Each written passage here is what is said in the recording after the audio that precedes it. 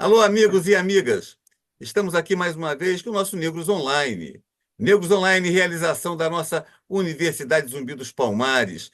E também, se intere sobre o Zumbi dos Palmares, venha para a nossa universidade. Faça o vestibular, as inscrições estão em andamento. Vestibular em andamento, venha conosco. Esse programa está sendo transmitido para nossas mídias. Acompanhe, vá lá, dá aquele clique no nosso link, acesse as nossas mídias.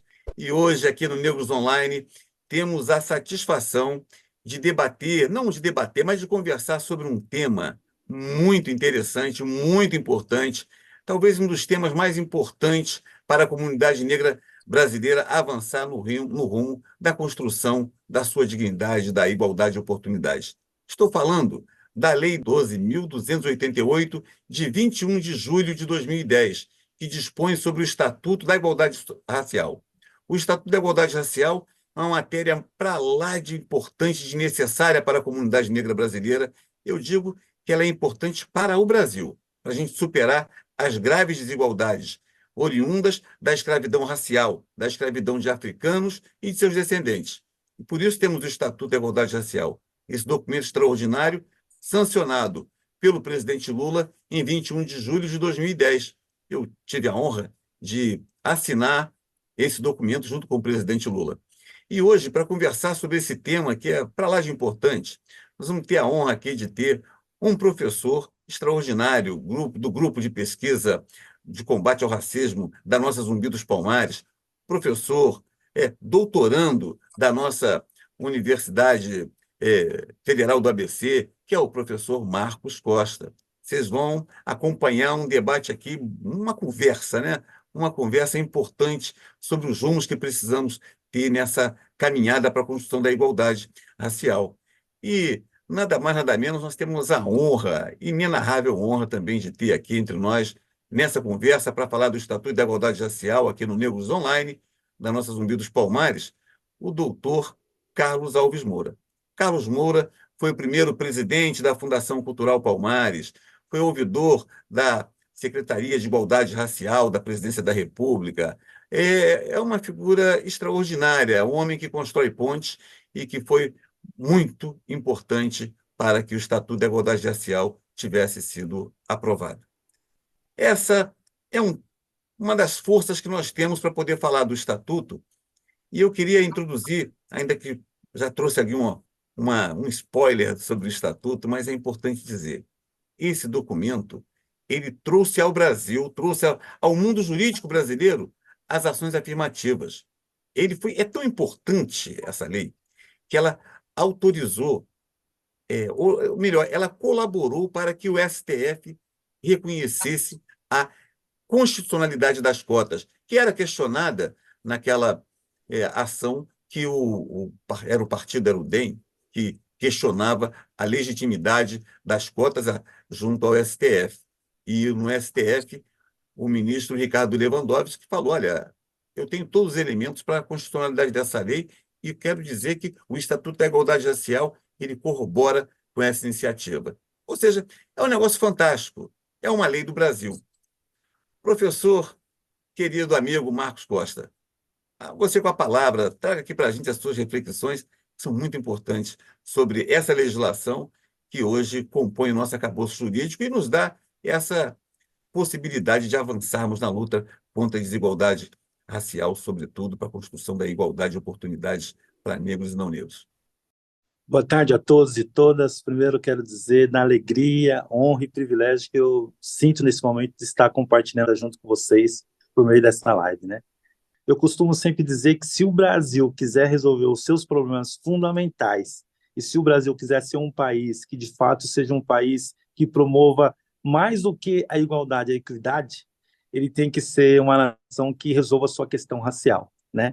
Eu tive o privilégio de trabalhar na Secretaria de Promoção de Igualdade Racial, no Centro de Referência, e nós vimos o quanto é importante essa legislação. Tem muitos desafios, mas eu acho que foi uma iniciativa muito importante que houve no governo Lula, com a iniciativa dos movimentos sociais, da nossa ancestralidade que lutou, e eu costumo dizer assim, né, que todas as conquistas que hoje eu tenho como pesquisador, como pessoa humana, é resultado dessa batalha da ancestralidade, do trabalho que todos vocês têm feito e resultado dessa legislação também, que tanto no mestrado quanto no doutorado eu sou um aluno das políticas afirmativas, e isso é algo que tem mudado a minha própria trajetória.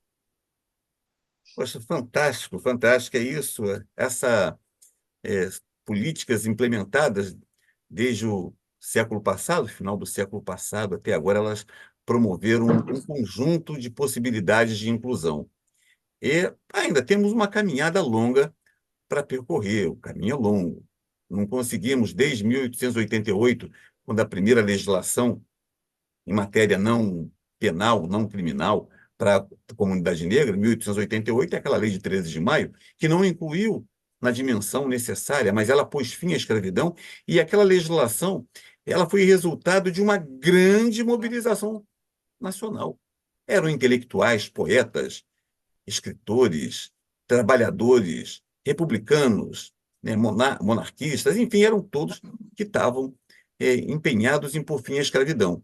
E desde aquela legislação, só no século XXI, século XIX e XX, século XXI, que nós tivemos uma legislação com essa força. E aí a gente tem que avançar nela. É isso mesmo, professor Carlos Moura?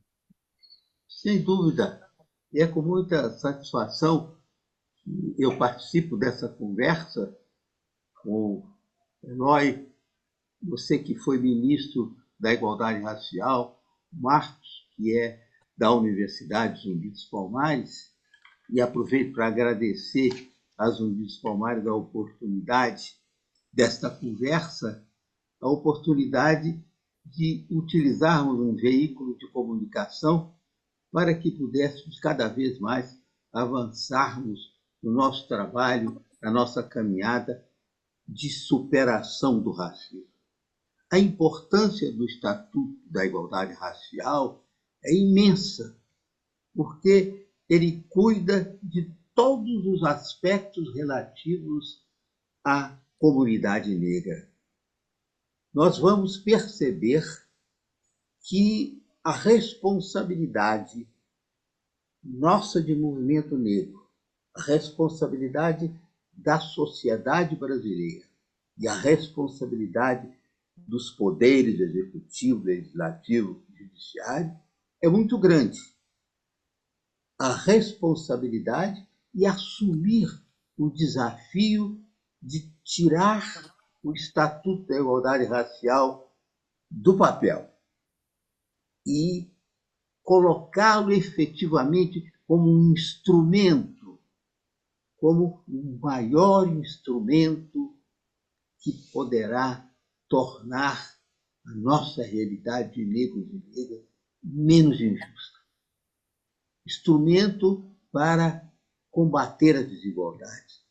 Porque vejam só, meus amigos, o Estatuto determina a obrigatoriedade do estudo de cultura africana, do estudo de África, nos ensinos fundamental e médio.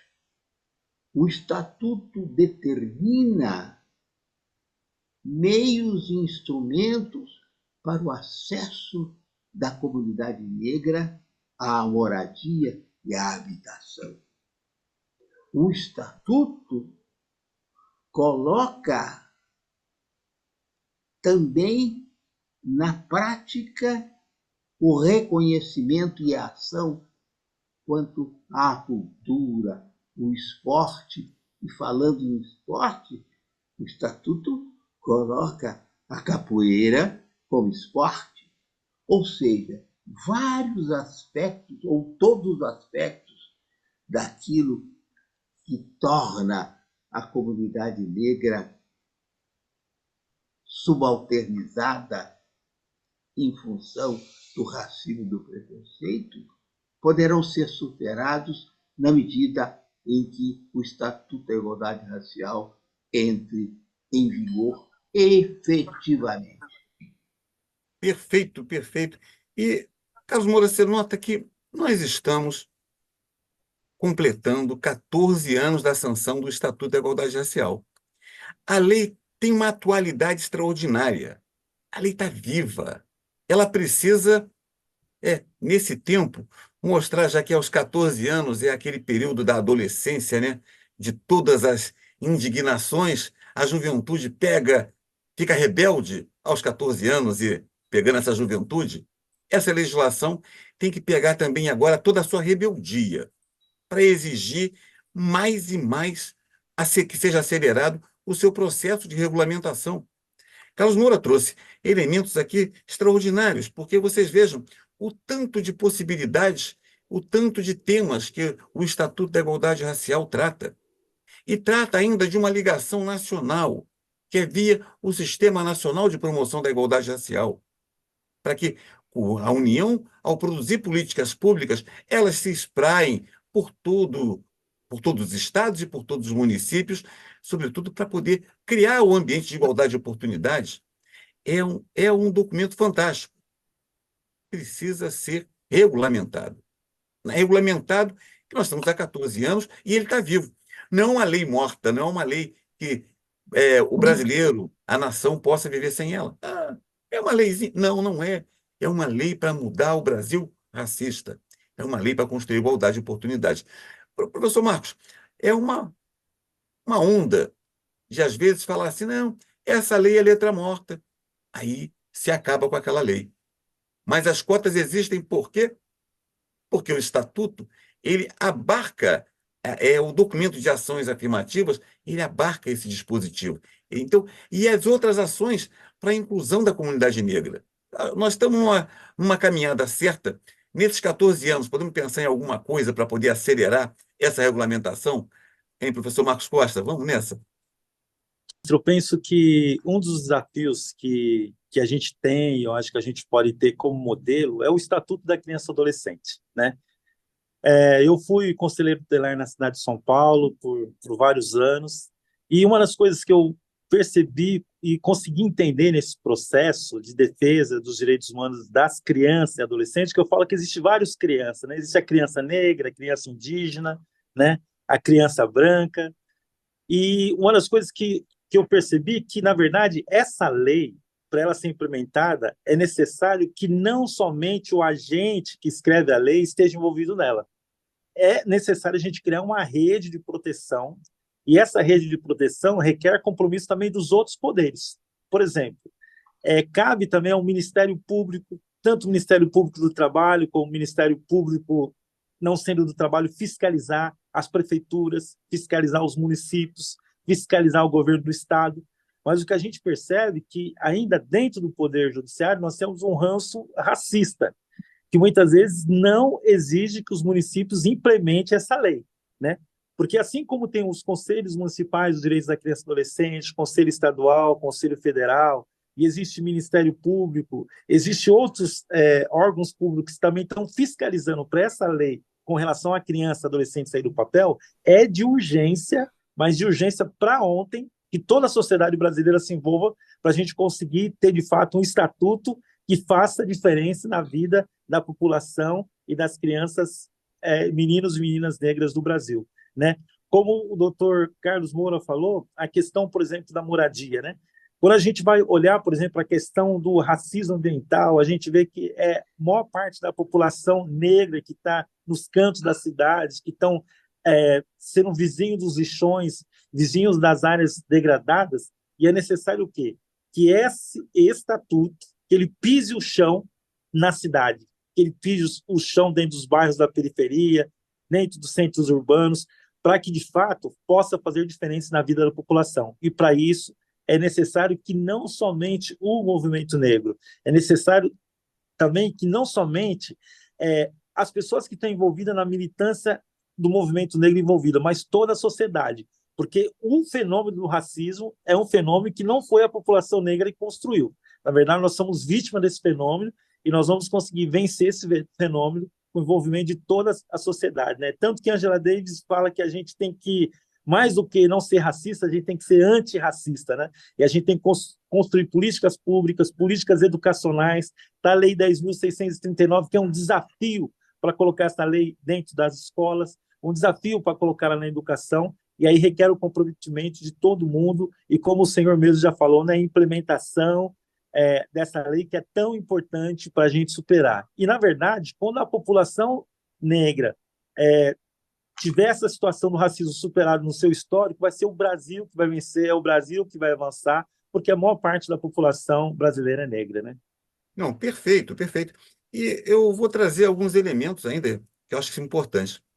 Quando a gente fala da Lei 10.639, que tem uma previsão estatutária também, é uma lei importante porque dá conta da gente se reconhecer. E a lei ela vai numa dimensão, veja só, há meia dúzia de anos atrás, digamos assim, nós ainda éramos, nossos antepassados eram escravos. Um pouco mais à frente, nós tivemos ainda a ofensa da chibata, no ano de 1910, que ainda era aplicada, a par de que a escravidão já havia sido encerrada, abolida. Nós tivemos um tanto de situações, aí passamos, tivemos só em 2010 essa legislação do Estatuto da Igualdade Racial sendo sancionada pelo presidente Lula. Tivemos, então, conquistas ao longo dessa caminhada. Mas agora, quando temos o Estatuto, aí nós vamos ter algumas coisas. O Estatuto, quando a gente fala da regulamentação, meus amigos e amigas aqui do nosso Negros Online, da nossa Zumbi dos Palmares, vocês vejam, regulamentação de um documento é para ele ganhar efetividade. Alguns dispositivos assim. Vejam que alguns disputam ainda serem reconhecidos como negros. Que, ó, antigamente, o negro tinha um certo constrangimento de se autodeclarar negro. Dizia, não, isso não é negro, é marrom bombom, é café com leite, é chocolate, é cor de açaí. Enfim, era uma pleiade de cores, como se nós fôssemos, o que, sei lá, uma paleta de cores. Não, não, não. O Estatuto trouxe o Instituto da Autodeclaração, que é uma declaração internacional da OIT, e o Estatuto recepcionou a autodeclaração. E a autodeclaração passa pelo Instituto da Heteroidentificação. É preciso que isso seja regulamentado para que se não dê margem para que se acabe com as cotas. Porque há uma tentativa de falar, temos que ter cotas sociais.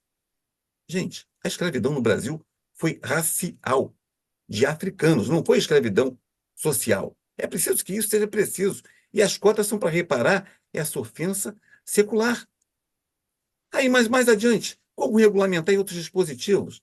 Tanto, dois dispositivos que sempre me marcam, que eu gosto sempre de falar sobre eles. O professor falou da capoeira, a educação. Vejam, a capoeira, se o estatuto for regulamentado, trabalhar a regulamentação desse dispositivo, tivemos agora a reforma do ensino médio, mas imagina regulamentar o Instituto da Capoeira para que os mestres de capoeira deem aula.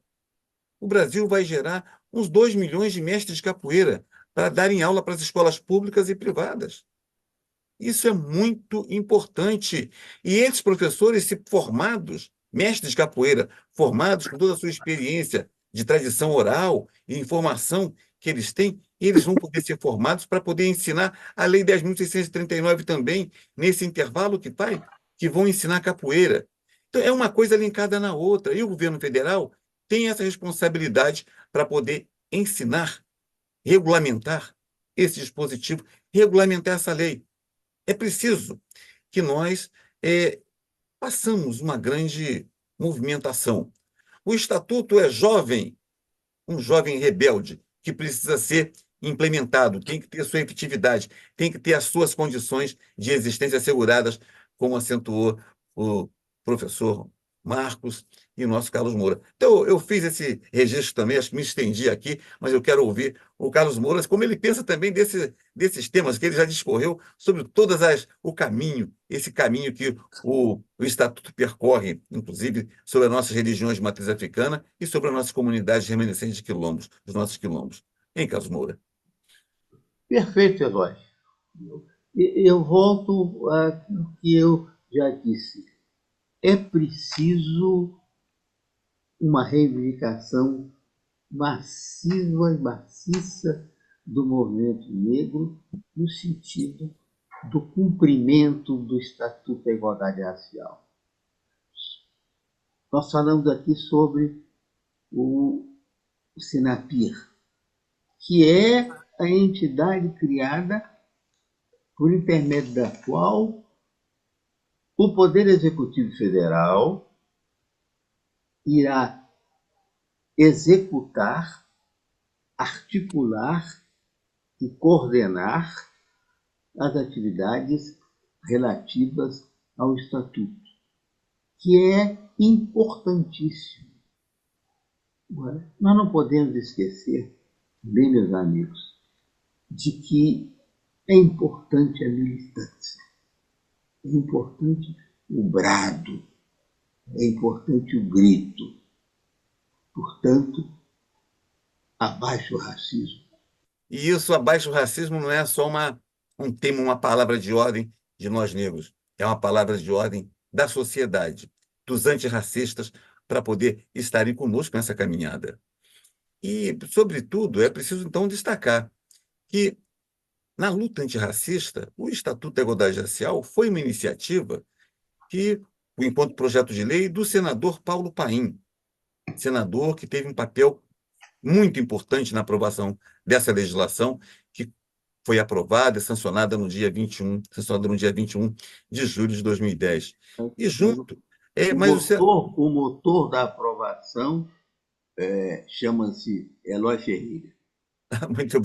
Muito obrigado, doutor Carlos Moura. E fomos todos nós. Começou com Matilde Ribeiro, passou com Edson Santos, e eu tive a honra de conduzir esse processo num momento muito importante que conseguimos garantir essa aprovação. Ocasião, um amigo de um outro país, ou até um país europeu, ele leu o estatuto e me perguntou: mas como vocês conseguiram aprovar uma lei tão revolucionária? Agora é preciso que ela ganhe as ruas. Isso que o professor Marcos citou, essa lei tem que ganhar as ruas, porque, inclusive, ela é resultado das ruas. Foram as organizações do movimento negro que nós conseguimos reunir em Brasília para que a legislação fosse aprovada. Ela não foi aprovada apenas houve a legislação aprovada, iniciada pelo senador Paim, senador Paulo Paim, ou por nós que estávamos à frente dessa pasta que o presidente Lula exigia da gente a aprovação dessa legislação, tem Ficou que se empenhar 10 para aprovar. anos sequestrada na Câmara Federal. Isso. E nós tivemos que contar com os não negros e os negros para que ela fosse aprovada. É isso que nós chamamos também, porque quando o nosso chamamento é reunir a todos e todas. E não é meio assim, né, Marcos, que a gente precisa, um mais um é sempre mais que dois, e como o racismo foi uma obra do Estado brasileiro, precisamos de todos os antirracistas do Estado brasileiro, negros e não negros, para poder avançar para a construção de uma sociedade mais justa e mais fraterna para a convivência, e para que todos acessem os bens culturais de forma igual. É isso, né? Com certeza. Eu costumo falar sempre que o racismo ele é uma mancha, um câncer na sociedade que prejudica não somente a população afro-brasileira, mas o Estado brasileiro como nação, né? A gente vê como exemplo disso, é só a gente analisar as provas de matemática, de química, de física, as notas do Brasil estão lá embaixo. Mas por quê? Porque falta o povo entender que a origem da ciência, da tecnologia, surgiu no continente africano. O dia que a população brasileira adquirir para si, olhar no espelho e se reconhecer como descendente de um povo que deu origem à matemática, que deu origem à ciência, quando a gente percebeu o quanto que o continente africano e o povo africano contribuiu para a ciência e tecnologia, a sociedade brasileira vai mudar. E para isso é necessário o quê?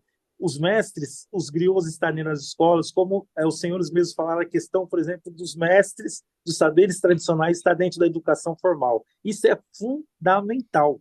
Quando a gente está falando de violência dentro da escola pública, quando a gente está falando de aluno dando tiro, aqui na Zona Leste ou em outros lugares, a gente está dizendo o quê? Que o valor é a ancestralidade, que o valor é o mais velho, que o valor, aquele que veio antes de nós, está sendo jogado fora. E o que a gente tem que fazer? Colocar esses mestres para ensinar, passar essa tradição da oralidade, passar essa tradição da ancestralidade, passar essa tradição da musicalidade, né? Muitas vezes a educação, o ensino médio, o pessoal fala que é chato. Eu venho na sala de aula também, né? Que não funciona. Se a gente colocar esses valores da circularidade, da musicalidade, da sociabilidade dentro da educação, a gente vai transformar o Brasil. A gente vai transformar o Brasil em uma potência, porque nós, como povos, nós somos uma potência, porque nós somos descendentes daqueles que deram o primeiro passo para a humanidade, o primeiro passo para a ciência e para a tecnologia. Falamos do Dia contra a Discriminação no início do mês, dia 3 de julho. Agora, no dia 21 de julho, o Dia do Estatuto da Igualdade Racial. E agora precisamos construir o Dia da regulamentação, da efetividade de todas as possibilidades que o Estatuto colocou na ordem do dia, e a lei está viva, a lei tem uma musculatura social e ela precisa. Nós estamos chegando ao fim do nosso Negros Online de hoje. Podíamos ter aquela coisinha que fala na música. Pois é, isso aqui era para a gente poder continuar debatendo e conversar sobre cada ponto, cada dispositivo dessa legislação. Uma legislação muito forte, meus amigos, minhas amigas. Mas nós vamos ter mais tempo para poder conversar sobre isso no nosso Negros Online da nossa próxima vez. Agradecendo a todos os nossos telespectadores, nossos ouvintes. Vão lá, dê o seu like, dê a sua colaboração, compartilhe, porque nós queremos chegar a muito mais corações e mentes, porque combater o racismo não é uma tarefa de negros e negras, ou só dos Negros Online. É uma tarefa de todos e todas, negros e não negros. Vamos juntos e até o nosso próximo Negros Online. E viva a Lei 12.288, o Estatuto da Igualdade Racial. Muito forte abraço.